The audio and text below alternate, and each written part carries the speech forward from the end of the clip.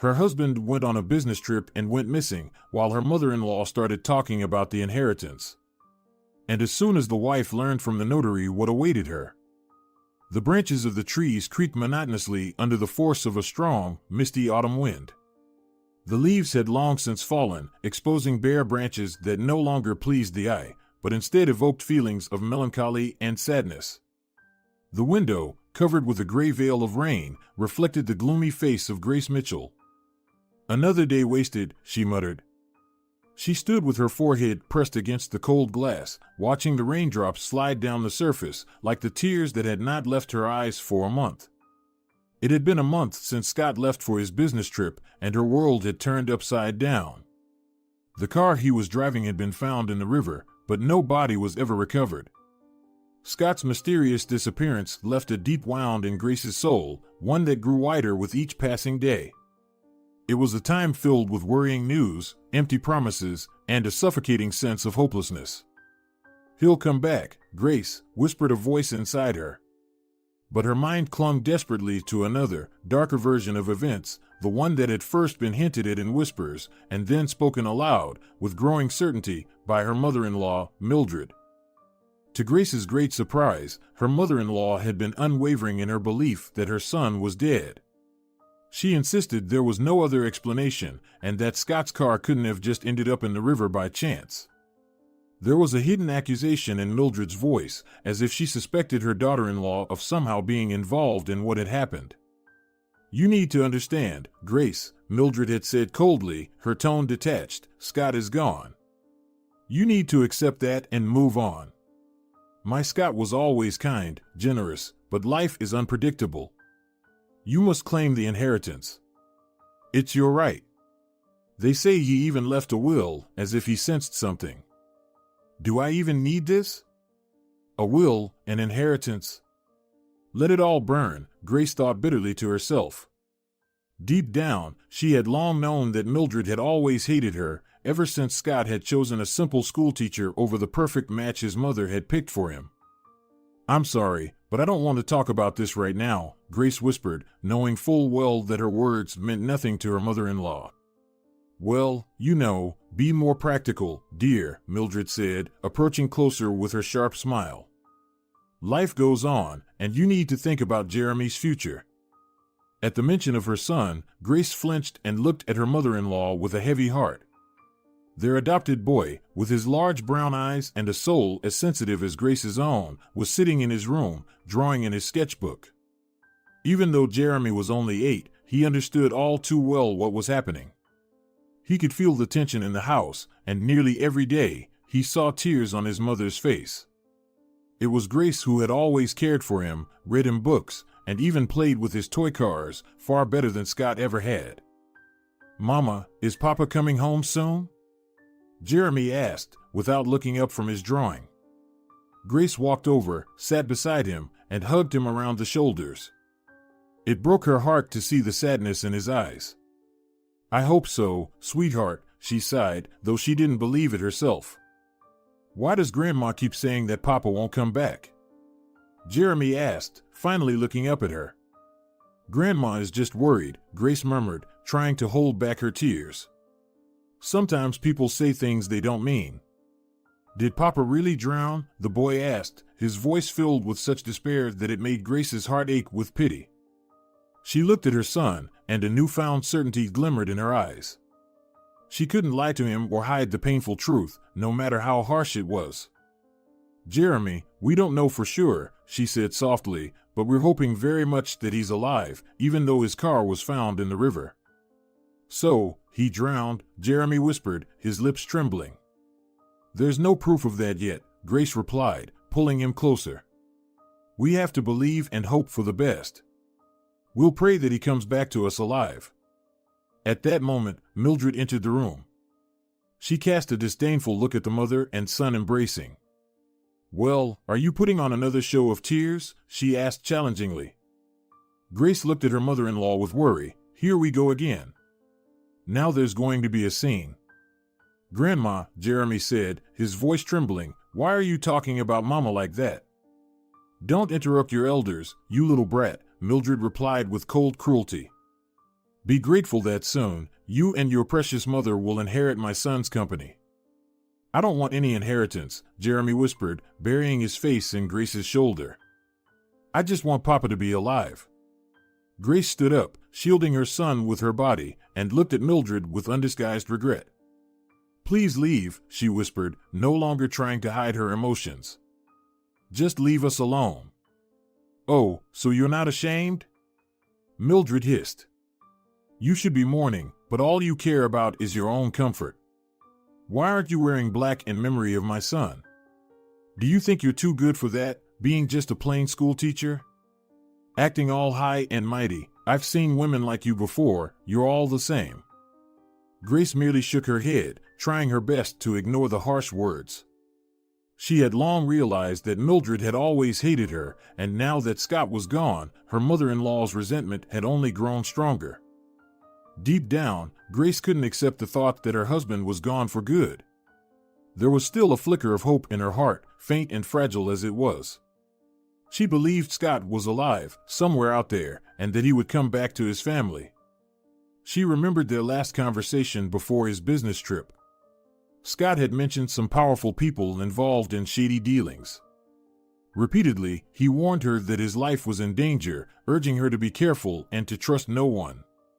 Grace had gone to the police just 3 days after Scott's disappearance, telling them everything he had said. But that information had proved almost useless. According to his colleagues, Scott Mitchell had been involved in a risky real estate business, often dealing with disgruntled clients. None of them, however, seemed likely to go so far as to resort to violence. Threats were one thing, but actually carrying out a dangerous plan that could cost them their freedom for at least 12 years? That was another matter. Despite everything, Grace clung to the belief that Scott was alive. You have to move on with your life, darling, her friend Cheryl Moore had said, trying to comfort her. You can't wait forever for someone who might never come back. But Grace couldn't accept those words. Her life was inextricably tied to Scott, and without him, she saw no future for herself. After the unpleasant conversation with her mother-in-law, Grace sat in the living room watching TV. Suddenly, the doorbell rang. Her heart stopped for a moment, and a glimmer of hope sparked in her eyes. She rushed to the door and flung it open. Standing there was a young detective in uniform. Grace Mitchell, he asked. Yes, that's me, she answered, struggling to contain her anxiety. Senior Major Ernest Ortiz. You need to come with us to the morgue. We found your husband's body.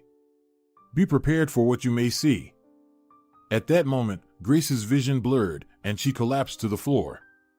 Her hopes shattered into a million pieces. Her world disappeared in an instant. The sharp smell of ammonia from a piece of cotton, offered by her mother-in-law, brought her back from the haze.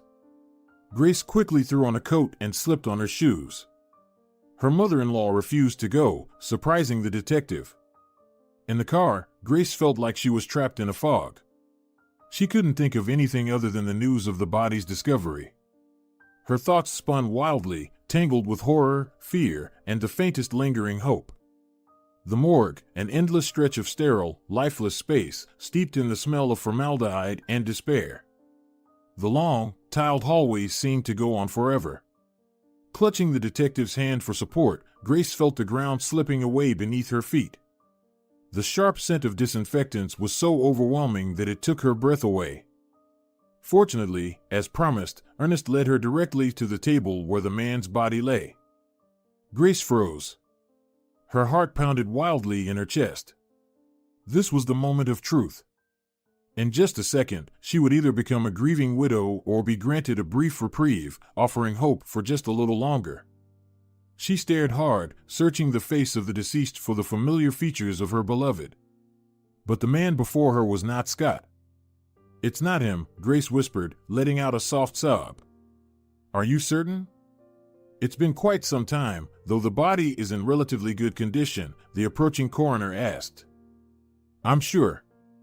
This is not Scott. Sorry, there must have been a mistake, the detective said, his voice betraying his own shock at the turn of events. I'll call Mildred and let her know. But Grace wasn't going home just yet. At Detective Ernest's suggestion, she was shown some photographs at the police station, pictures of Scott's belongings found near the unidentified body. The man had apparently died from alcohol intoxication. As Grace looked at the images, she recognized items that were unmistakably Scott's: his notebook, his favorite pen, and his lighter. A strange sense of relief washed over her. "We'll send a team to the region where these were found," Ernest said after Grace confirmed the items likely belonged to Scott. "As soon as we have any results, we'll contact you." Grace left the station feeling lighter than she had in over a month. Hope flickered back into her heart. She was certain now Scott was alive, and he would come back to her. She returned home at dusk, turning down Ernest's offer to drive her. Grace wanted time alone, away from her mother-in-law's biting comments, full of venom and disdain. And those constant talks about inheritance, what did that matter to her? Scott's business, built around real estate sales? What did she know about that world? Grace's true realm had always been English language and literature. There, she was a magician, crafting miracles with the stroke of a pen through elegant sentences and graceful turns of phrase.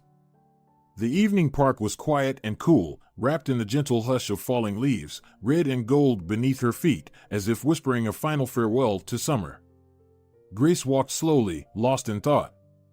Her mind, like the autumn wind, swirled with sadness and melancholy. Suddenly, a faint cry reached her ears from somewhere nearby, so soft it was almost lost in the rustling leaves. Grace stopped, listening. The sound was coming from a lilac bush. "Who's there?" she asked quietly, afraid of her own voice. The crying grew louder, more insistent. She carefully approached the bush and froze. Nestled inside a woven basket, wrapped in a thin blanket, was a tiny infant. His small hands were tucked close to his chest, his lips quivering, eyes wet with tears. Grace turned her head and caught sight of a woman running away down the path.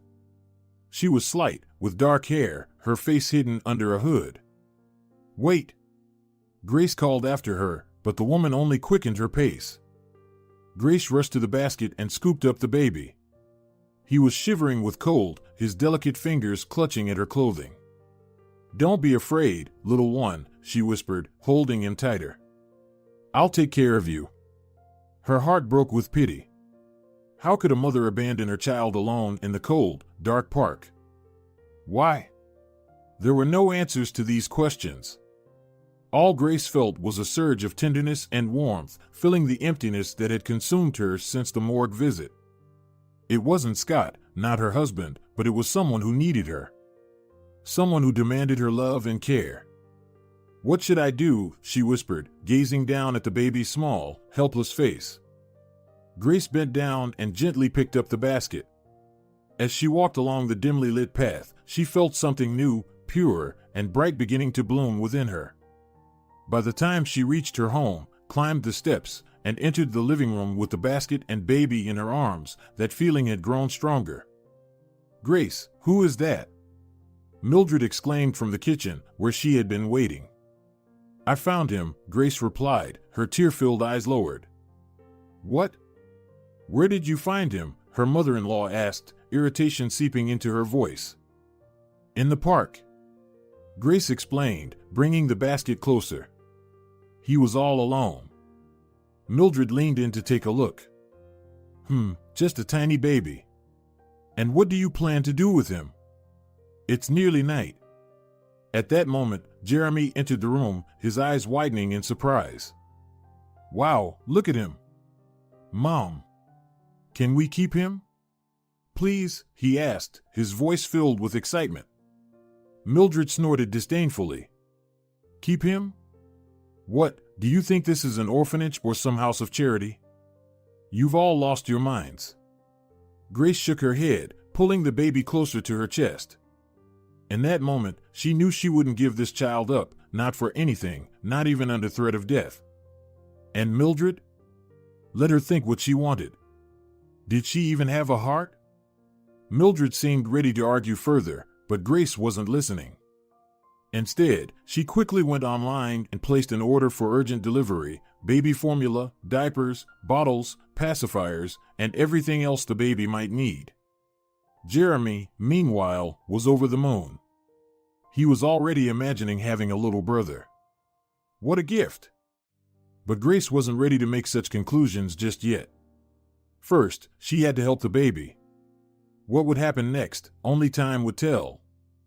The courier delivered the order within half an hour. Grace sighed in relief.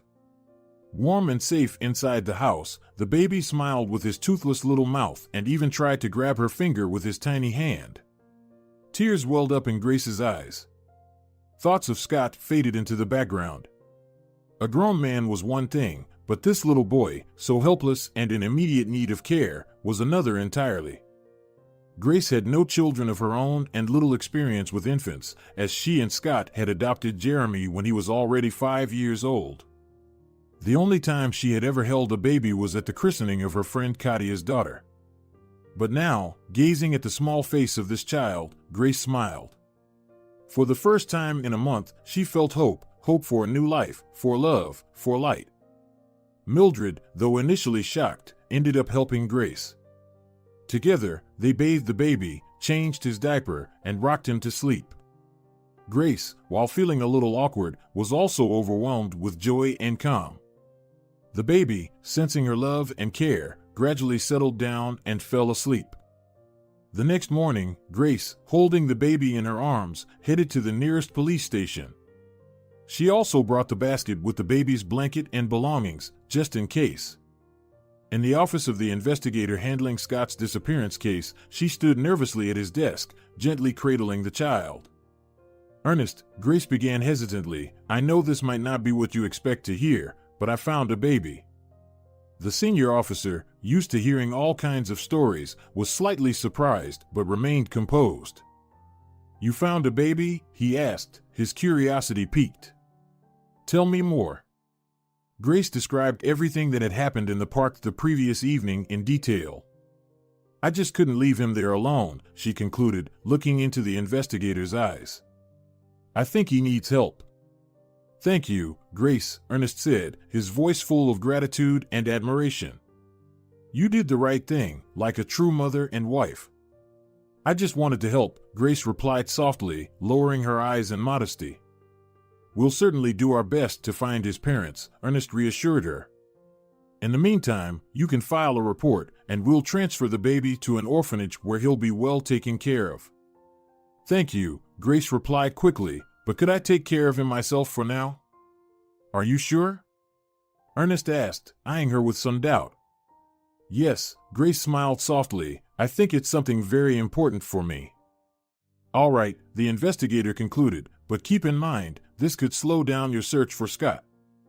"I understand, but I can't leave this baby alone," Grace insisted, her voice steady. Ernest nodded, realizing there was no changing her mind. "Very well. We'll keep you informed about the search for the baby's parents, and, of course, continue looking for your husband. If you don't mind, please leave the basket behind. I'll have a closer look at it. And my assistant will drive you home, just to be safe." Grace stepped out of the office, the baby in her arms. She was nervous, but at the same time, felt a surge of strength and determination. She didn't know what the future held, but she knew she wouldn't give up. Now, she had a reason to fight, for her life, for the baby's life, and for the hope that Scott might still be alive. Meanwhile, the investigators took a careful look at the basket and noticed something Grace hadn't. The bottom was double-layered. Beneath the top layer, he found documents bearing the boy's name. The baby's name was Mike, and he was 3 months old. His mother, according to the papers, was Teresa Miller. "Well, this changes things," Ernest muttered to himself. "Looks like the mother was in such a rush, she forgot to take the documents. Or maybe she left them here on purpose." Shaking his head, Ernest spent the next hour at his computer, combing through databases, trying to find any information about the mother. Soon, he caught a break. The address listed in the documents led him to the right woman. Arriving at a rundown apartment building, he quickly confirmed with some elderly women sitting on a bench outside that Teresa Miller lived in the building, on the 5th floor. Ernest climbed the stairs and rang the doorbell. Just as he did, an elderly neighbor appeared in the hallway. Looking for Teresa, the elderly neighbor asked. She's not home. And who are you? Ernest quickly turned, flashing his badge. Senior Police Major. She's not home, you say. Do you have any idea where she might be? The neighbor's tone shifted immediately, darkening. I can't say for sure. But before her maternity leave, Teresa used to work at a candy kiosk in the city park. The Central Park? Ernest inquired curtly. No, not Central, she waved her hands. The park just past the bridge, on the left. Maybe she went there? She grew up in an orphanage, you know. Perhaps she felt drawn back to familiar faces? Ernest didn't wait for more. Something inside told him he needed to hurry. He couldn't explain why, but he felt an urgency pounding in his chest. Racing down the stairs, he sped to his car and pushed it to its limit, flying down the main road towards the bridge. His mind raced as fast as his heart. God, why is my heart racing like this? Why can't I calm down, he thought, switching gears and accelerating. Soon enough, Ernest found the reason for his unease. As he drove onto the bridge, he saw a woman standing at the edge, just beyond the parapet. The wind whipped her hair, and in her eyes, frozen in fear, he recognized the desperation of a woman on the brink. He knew immediately this was Teresa, Mike's mother. Please, don't do this, Ernest shouted as he ran toward her. We found your son, he's alive and well. Teresa turned slowly, and as she recognized the man in uniform, she began to sway. Her eyes were filled with hopelessness, and suddenly, she broke down, tears streaming uncontrollably down her face. I don't want to live anymore, do you hear me? Please, don't try to stop me, she sobbed, her grip on the railing weakening as she started to slide off the bridge's edge. Please, Ernest pleaded. Take a breath. In and out. Your life matters. Think of your child, of Mike. My son? Teresa wept bitterly. He's the son of that scumbag. Scott Mitchell. He left me the moment he found out I was pregnant. I didn't know what to do. I'm all alone. I have no one. Everything will be all right, Ernest said, his voice calm and steady. You need help, and I'll make sure you get it.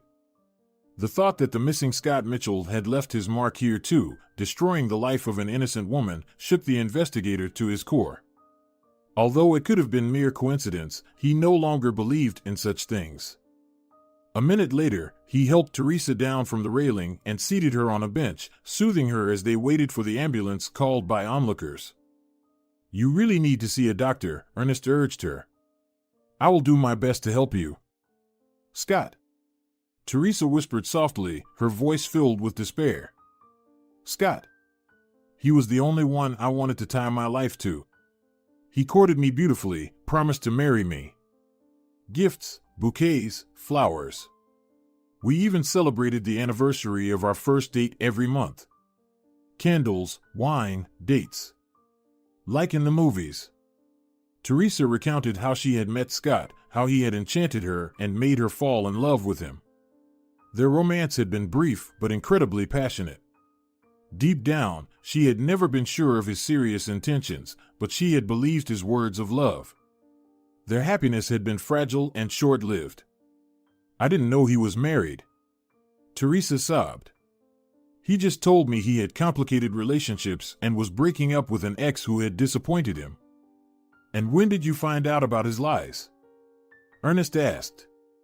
When I saw him with his wife, Teresa said through tears. That's when I realized Scott had been lying to me all along. That was the moment I understood he didn't love me.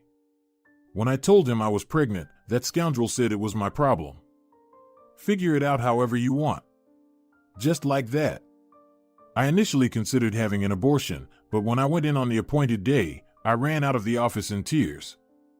I couldn't bring myself to part with my own flesh and blood. But you decided to keep your child, the investigator deduced. I didn't want to. Teresa clenched her fists. I didn't know what to do. I just wanted to die. My distant aunt kicked me out of the house as soon as she saw my belly. I don't have a mom or dad. They died in a river accident. My Aunt Wanda initially disowned me, sent me to an orphanage. But when she found out the government had increased the allowances for children, she took me back. I understand, Ernest said gently. You need help. We will find a psychologist who can help you. My aunt said I should give the child up for adoption, since I didn't have the spirit to go through with an abortion. I wanted to write a refusal, but a kind-hearted midwife, Rosa Brown, persuaded me otherwise. She gave me things for the baby from the Newborn Assistance Fund, and I had a one-room apartment, as was due to me as an orphan, Teresa continued. But it had never been repaired. The roof leaks, and now that it's autumn, I went to the housing office, but they just keep asking for money. I couldn't take it anymore. I thought it would be better for Mike to be in another family where he wouldn't be mistreated. Ernest felt chills run down his spine as he listened to the young mother's story. God, could such things really happen in real life? Soon the doctors arrived. Ernest walked Teresa to the ambulance and whispered in her ear, "You are not alone." After standing at the edge of the bridge for a moment longer, the investigator smiled at the turbulent waves of the majestic river and returned to his car. On the way back to the station, Ernest kept pondering whether to tell Grace the truth or not. However, why hide it when everything would soon come to light anyway? You can't keep a secret in a sack forever. And that Scott, what kind of man is he? He abandoned not only his wife and adopted child, but also his pregnant mistress. What sort of man does that? Ultimately, upon entering his office, Ernest dialed Grace's number and told her everything as it was. I found the boy's mother. His name is Mike, he's 3 months old, and his mother is Teresa Miller, the former lover of your husband. Scott left her when he found out she was pregnant. Teresa was going to take her own life today. Grace felt her head spin. She couldn't believe what she was hearing. Scott, her beloved Scott, was not the person she had always thought he was. Is it really true? Grace whispered. He left her and his child? Yes, the investigator confirmed, and he probably hid his connection with Teresa from you. Of course, how could I have known? Grace felt tears welling up in her eyes. I always believed him, I loved him.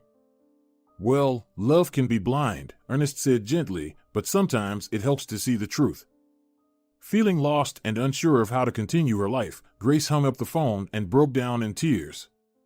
Ernest winced, realizing that Grace and Teresa's fates had intertwined in a complex knot of life that would be difficult to untangle. Unfortunately, in his investigation, he hadn't made any progress toward unraveling the mystery of Scott's disappearance. Where was he, and was he even alive? A month had passed, and no bodies had been found. Frankly, this was the first time Ernest was dealing with such complicated cases.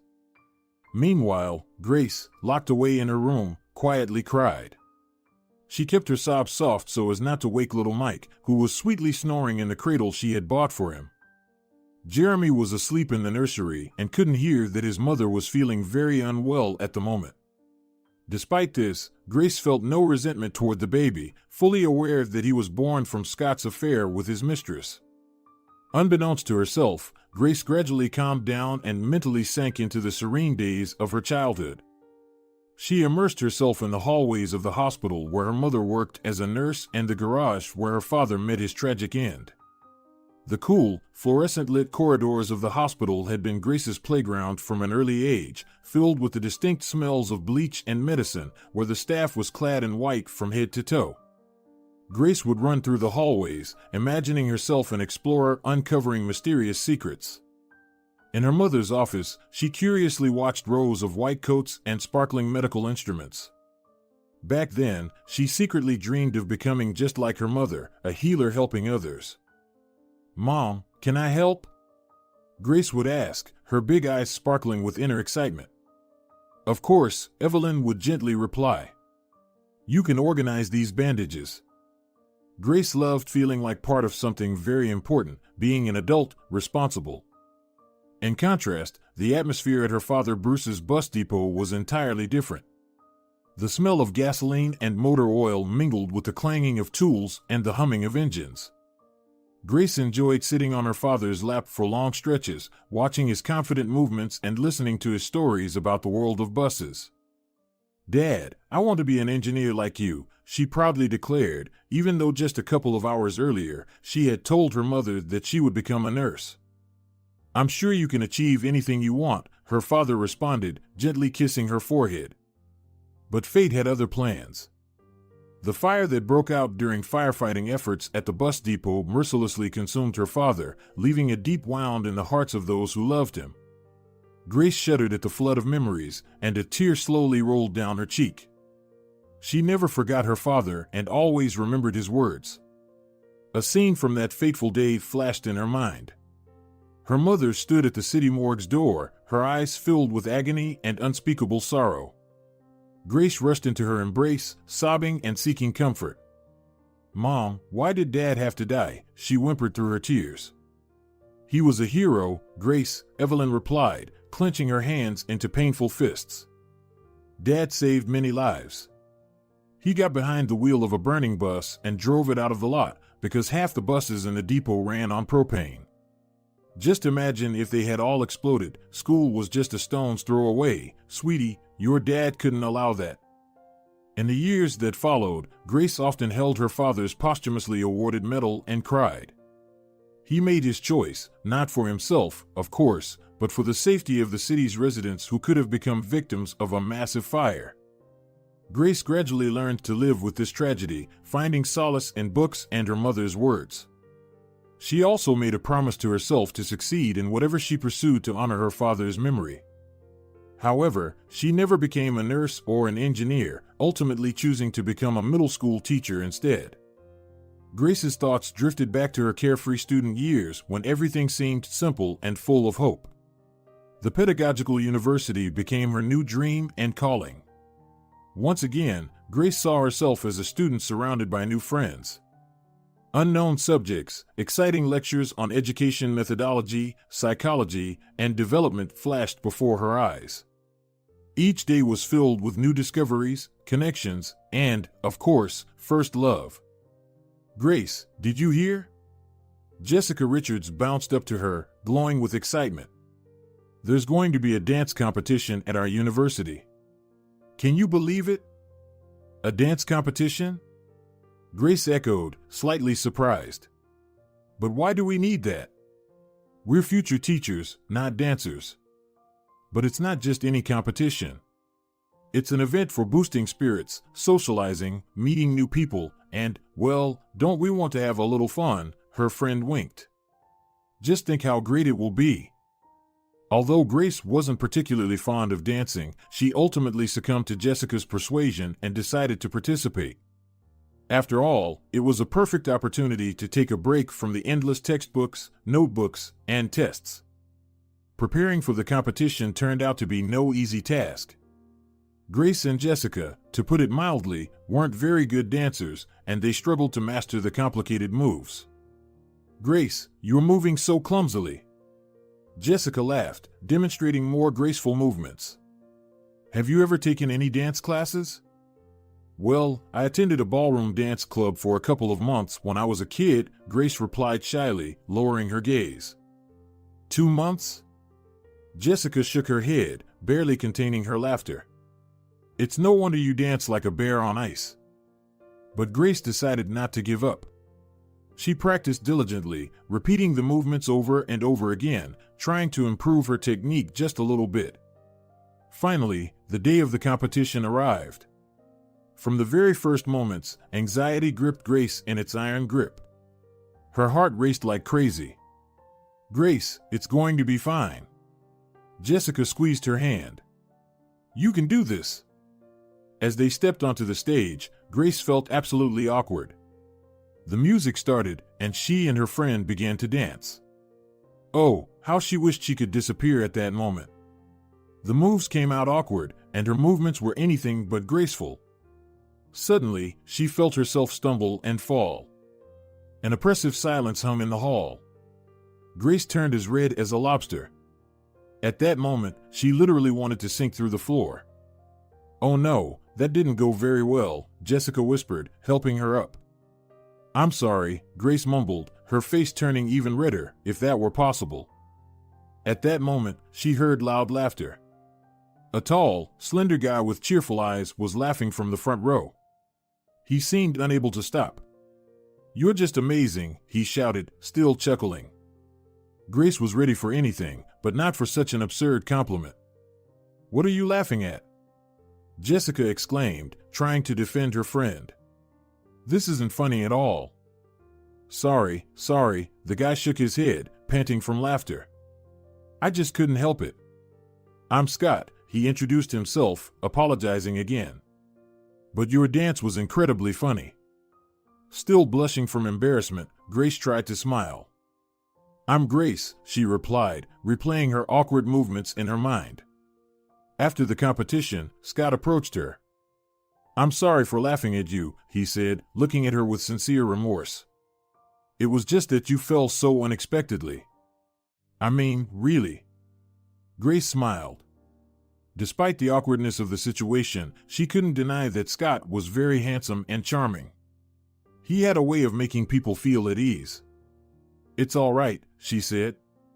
"I laughed at myself afterward, too."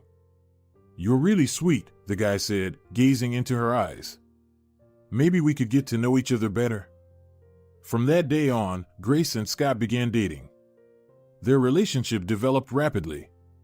Scott was kind, attentive, and caring. He brought her flowers and wrote poetry. He took her to the movies and to the theater. "Hey, remember how you fell at the competition?"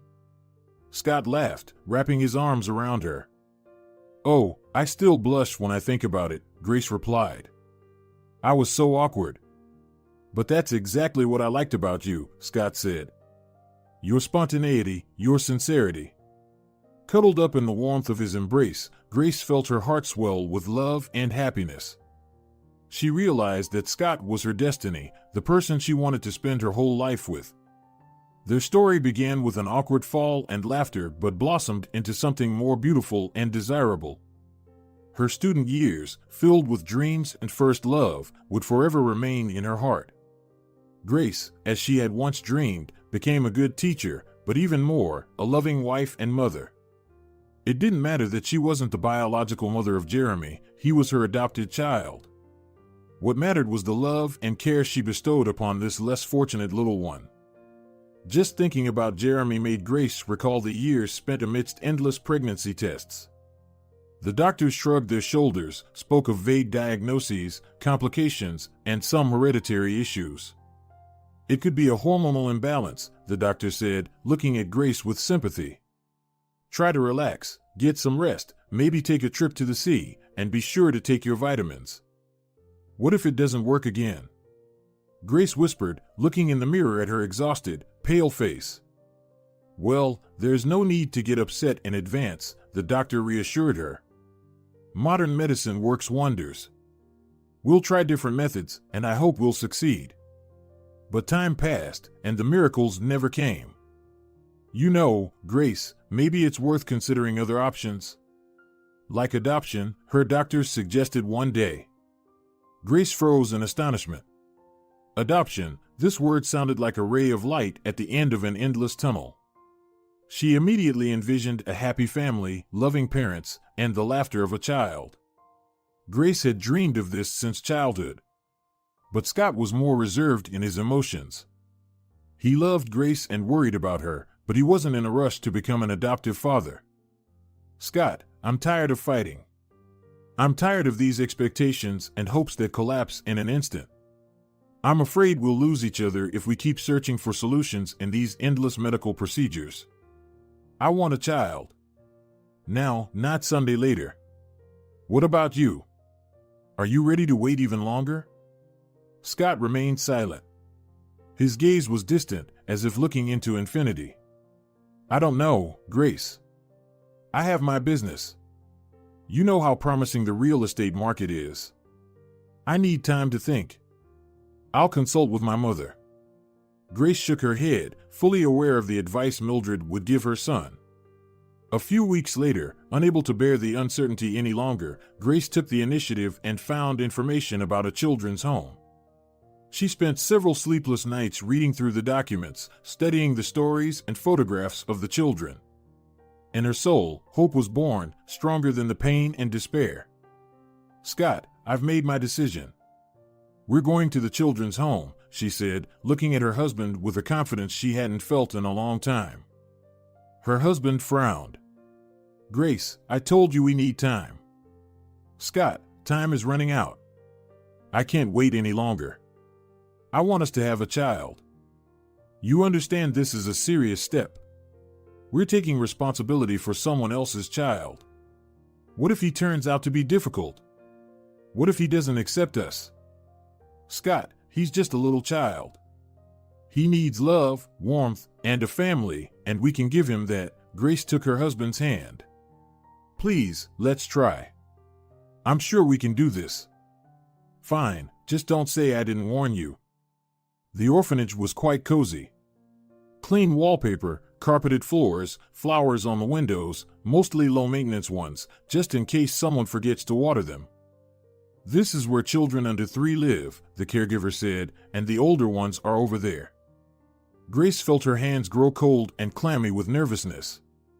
She tried to push away her heavy thoughts and focus on the search. One thought echoed in her mind: to find her child. "Aren't you scared?" Scott whispered, glancing at the extremely cute faces of the children. "No, I'm afraid we won't find him." Grace's voice trembled slightly. "The child who will become our family." The children looked at the visitors with suspicion. Some hid behind their friends. Grace's heart ached with compassion for the little orphans. "And here's Jeremy," the caregiver pointed to a small boy sitting on a rug, playing with building blocks. He was small, thin, with big brown eyes, so fragile and defenseless that Grace immediately felt a wave of warmth in her chest, a feeling she thought she'd lost during her endless struggle with infertility. "Jeremy is a calm, good boy," the caregiver added, "but his story is a hard one. His mother abandoned him at the hospital." Grace stepped closer and smiled. "Hi, Jeremy." The boy looked at her warily. He was quiet and hardly spoke. "Do you want to play with us?" Grace knelt down and tried to pick up a piece of the building set. Jeremy pulled back. He clearly didn't want to play with these strange grown-ups. "Maybe later?" Grace suggested, glancing at Scott. Her husband stood off to the side, arms crossed. "Come on, he seems so uptight," her husband commented without a hint of embarrassment.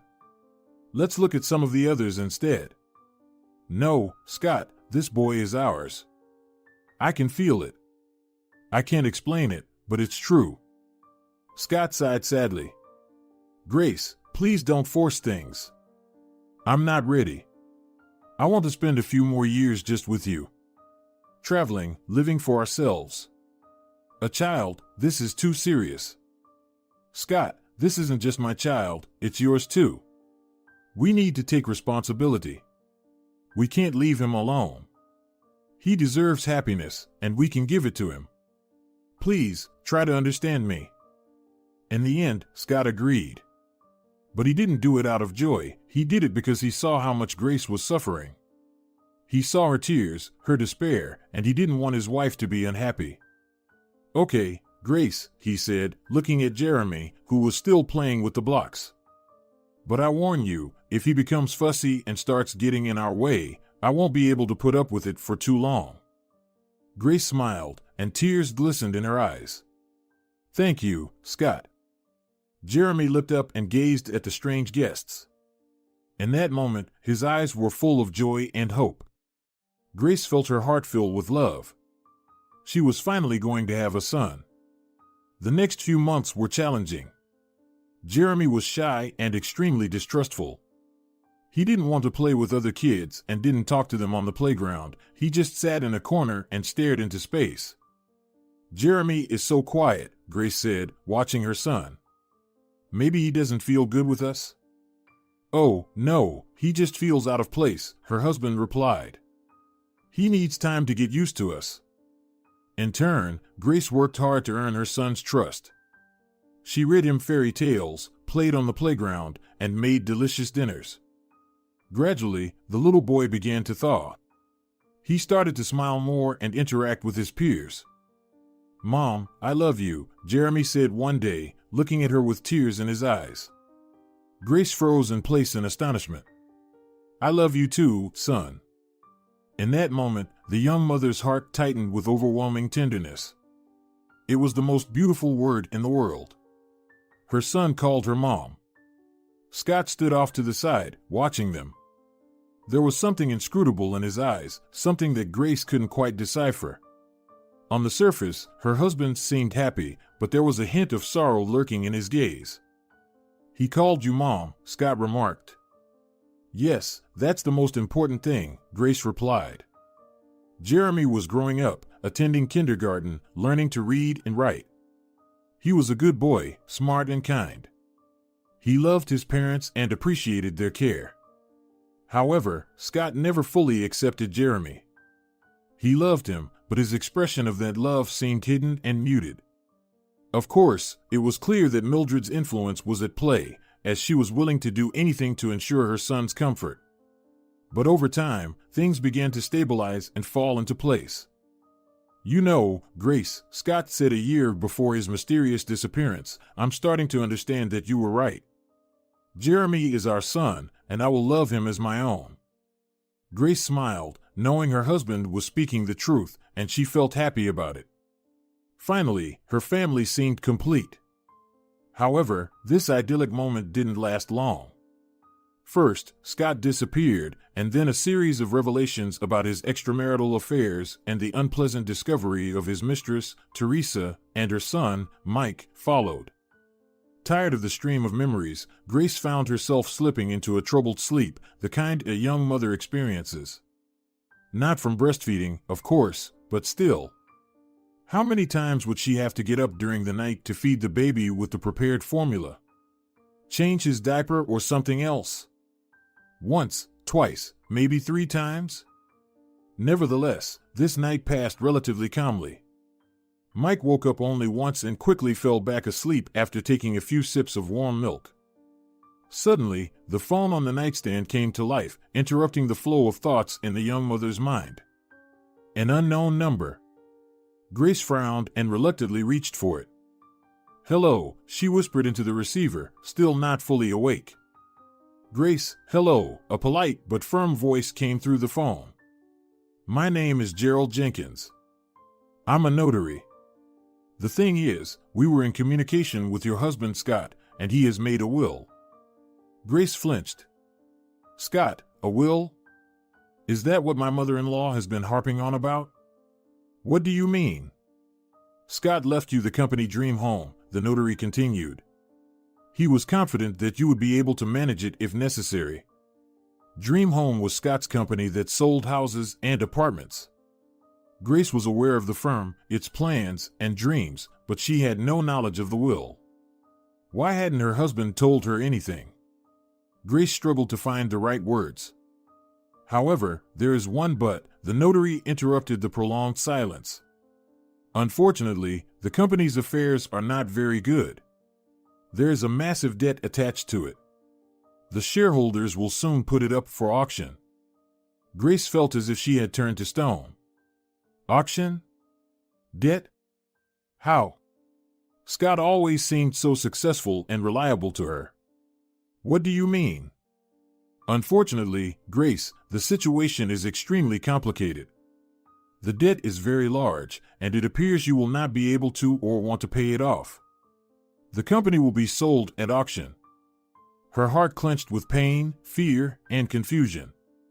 She couldn't understand what was happening, why Scott had done this to her, and why he had left her this ticking time bomb. Tears welled up in her eyes as the warm morning suddenly turned cold and unpleasant. "Thank you for the information," she barely breathed out before hanging up. Grace sat on the edge of the bed, gripping the phone tightly in her hands. Thoughts tangled and whirled in her head, making it impossible to concentrate. What if Scott's disappearance was not accidental at all? Before she could fully process what had happened, the phone rang again, pulling her from her stupor. This time, it was a familiar number, Senior Major Ernest Ortiz, the investigator handling the search for her missing husband. "Grace, are you awake?" I have astonishing news for you. Your husband has been found, or rather, detained at the airport. Scott? Grace exhaled in disbelief. Yes, the investigator confirmed he was carrying a fake passport and was trying to flee the country. Why would he do that? Grace was completely bewildered. We believe, the investigator continued, that he intentionally staged his death and then transferred all the company's debts to you through the will. He preferred to disappear. Based on my experience, he likely has his reasons, possibly related to his business or some debts. Grace felt faint. Everything suddenly made sense. Scott had betrayed her. He had abandoned her and their child to fend for themselves.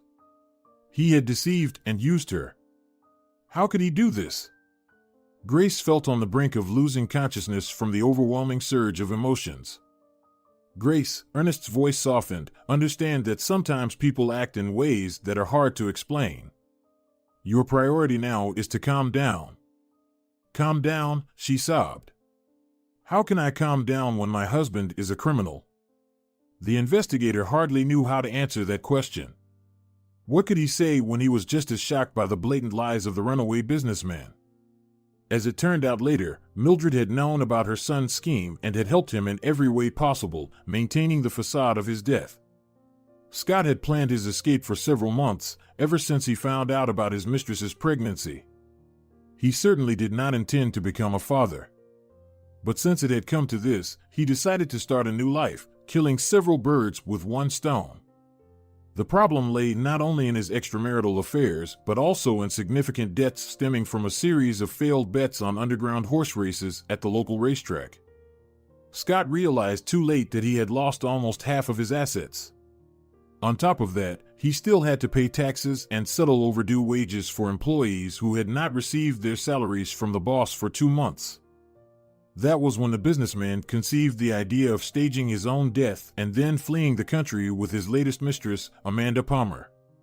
By deliberately crashing his car into a river, Scott left his jacket with personal belongings on the shore, which was later discovered by an unsuspecting drifter. However, there was one hitch in the whole story that the investigator couldn't quite understand. Why had the drifter, who found the businessman's jacket, himself become a victim and ended up on the autopsy table? Ernest pondered this question for a long time. And when he interrogated Scott once again, he finally understood the reason. The drifter had seen the businessman staging his own death and could have reported it to the police. Scott wrestled with his doubts for about a week before finding the very drifter and, on his mistress's advice, decided to get him drunk until he passed out, then drown him in the river. To the fugitive entrepreneur's surprise, the drifter flatly refused to drink with him and even threw the unopened bottle into the bushes. However, when Scott stormed off in frustration, the man couldn't resist the temptation and, secretly uncorking it, drank it to the bottom. This sealed the drifter's fate, as the bottle contained a potent poison. Unbeknownst to him, the drifter inadvertently saved Scott, because had he taken even a sip, he would have ended up alongside him on the coroner's table. But where did the poison come from? Scott swore he knew nothing about it, and Ernest could see that he was clearly not lying. The truth was shocking. The poison had been added to the bottle by his new lover, Amanda, who had set her sights on the stolen company money. Determined to eliminate both the drifter and Scott in one go, the femme fatale was confident she would get away with it and soon become a wealthy woman at someone else's expense. But, as is often the case, everything went awry from the plan she had devised. Scott remained safe and sound, while Amanda had to come to terms with the prospect of moving abroad together with him. Of course, it would be temporary, but still. It goes without saying how furious the businessman was when the investigator arranged for a confrontation between him and Amanda. The former lovers exchanged all sorts of accusations against each other, just to wriggle out of potential criminal charges. But all of it turned out to be in vain. The trial of the fraudsters was swift and just. Grace was present in the courtroom, providing witness testimony. Teresa, on the other hand, refused to speak with the authorities and, after leaving Grace's son to the guardianship council, moved to the other side of the country in search of a better life. Grace was satisfied with the court's verdict and left alongside Ernest, who had become her guardian angel. After the shameful ordeal, Mildred left her daughter-in-law's home and went to a women's monastery to atone for her sins and her son's misdeeds. Grace chose not to take the money that Scott hadn't managed to transfer abroad. Instead, she first paid the salaries of the firm's employees, and after selling the company at auction, donated the remaining funds to the local orphanage for renovations and new furniture for the children. 6 months later, Grace and Ernest got married, and as happy parents of 2 little ones, they set off on a honeymoon to the sea. Jeremy took care of his little brother, even occasionally feeding Mike with formula from a bottle under the watchful eye of his beloved mother. Seeing this touching scene, Ernest couldn't hold back his tears. After all, it is said that children are the flowers of our lives, and the more there are, the more beautiful and fulfilling it becomes. All of this rushed through his mind as he gazed at his beloved Grace's rounded belly. If you enjoyed the story, please support it with a like and a comment. All the best.